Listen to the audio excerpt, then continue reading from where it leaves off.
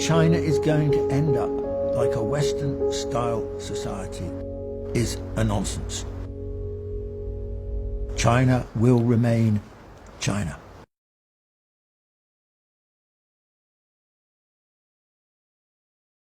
Now, there is a view in Hong Kong that Hong Kong did well in the period before 1997 because it was smart, because it was clever, because it was free, because it could get on with it, because it was with the British and so on. Now, I think that for the great part, this is a serious misinterpretation of history. Hong Kong did well between the late 1970s and the handover in 1997 because it got lucky. What do I mean by that? It got lucky because China in 1978 started to open up, bit by bit, step by step. It didn't open up fully until after the WTO agreement in 2001. So while it was still opening up in a piecemeal fashion, Hong Kong could take on some of the functions that otherwise China would have done. It would have like the front office in some senses for China. And so Hong Kong was the beneficiary of being able to do these things. One of these things, of course, was that if you were a Western firm, a European firm, an American firm, a Japanese firm, and a Korean firm, and you wanted to access the Chinese market, the easiest stopping point initially was to do it from Hong Kong. So it wasn't that they were very smart, it was that they got lucky. They got lucky not because of the British, they got lucky because of China and the role that China was performing.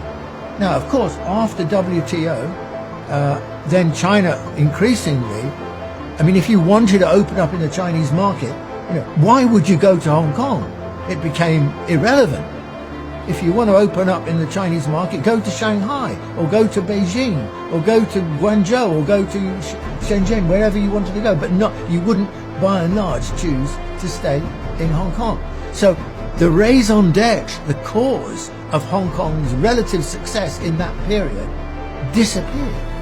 And Hong Kong had to find a new role in the period after 1997. So it wasn't China's fault that this happened. This was a change of circumstances in the relationship between China and Hong Kong.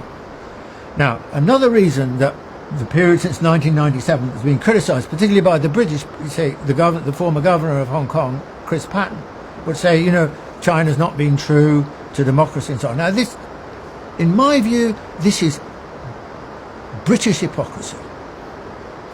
Britain ran Hong Kong for 155 years. And I'll tell you something, there was never a semblance of democracy. Did they ever introduce universal suffrage? Did they ever talk about universal suffrage? Not a word of it until after the handover agreement, and then with Chinese rule looming, then it became essential that Hong Kong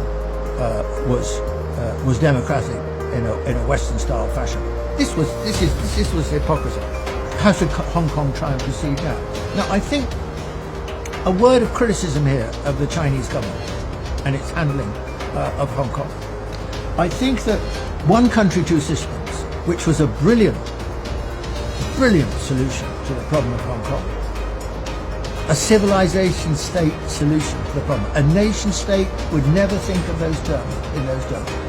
But what is one country, two systems? How do you create the balance between the two? The project in the longer run is clearly to create a more unified country. It's not to just keep the two places entirely separate. And I think one of the difficulties that China has had is that initially its reaction to the handover, remember this is 1997, this is China just turning outwards into the world. There was a lot of publicity questioning about how China will conduct itself as the force behind Hong Kong and so on. And so I think that China's natural instinct in that period, an understandable instinct, was to emphasize two systems. I mean, I remember when I lived in Hong Kong for 2.5 years, soon after the handover, and I remember being surprised that the only evidence, virtually, of any Chinese presence, visible presence in Hong Kong, was one Chinese flag flying over one of the buildings near the harbour. There was just no evidence. Essentially, there was not much change. It just carried on in the old form. And there were two big problems with this. One, the governance of Hong Kong is a colonial governance. It's set up in a colonial manner. It's a kind of executive. There's no political leadership. There's no political sense of direction set by a colonial administration, because that's not the job of a colonial administration. That would have been done back in London in those days. But basically the form of government has stayed more or less the same as it was previously. And the second problem is about the economy. Now, contrary to the way in which the British have historically liked to talk about Hong Kong as this dynamic, competitive economy, by and large, that is just rubbish. Hong Kong is a typical colonial economy. It is not a competitive economy. It's a monopolistic economy. It basically preferred or empowered the tycoons to run Hong Kong, to divide up the spoils between themselves, above all in the field of property where most of the money was made. So this is an oligopolistic and monopolistic economy. That had to be changed. That has to be changed. But unfortunately, not nearly enough change has taken place. So my criticism of the Chinese government, it needs to break the situation in Hong Kong, to allow Hong Kong to go forward. It needs to change those two situations, to have a different sort of administration and to have a different kind of economy, which is more open. Now, let me finish by saying, compare the fortunes of Hong Kong with Shenzhen. Deng Xiaoping deliberately suggested the idea of Shenzhen just over the border, a little fishing port, so it was close to Hong Kong and could model itself and learn some of Hong Kong's lessons. Now compare the situation of Hong Kong today with where Shenzhen today. Shenzhen has made absolutely electrifying progress. It is the technological centre probably of China. It is the second only to Silicon Valley in its technical competence and innovation. And Hong Kong? There's nothing like that in Hong Kong. Hong Kong has made zero, they talked about it, but it made zero progress in this direction. I think that the Hong Kong people should press the Chinese government for more rapid integration in China's own plans. So that Hong Kong, rather than just thinking of itself as apart from China, it needs to think of itself more in terms of being part of China. The mentality of the people is, we're different, we're not Chinese. Well, of course, for 155 years, they never learned anything about China.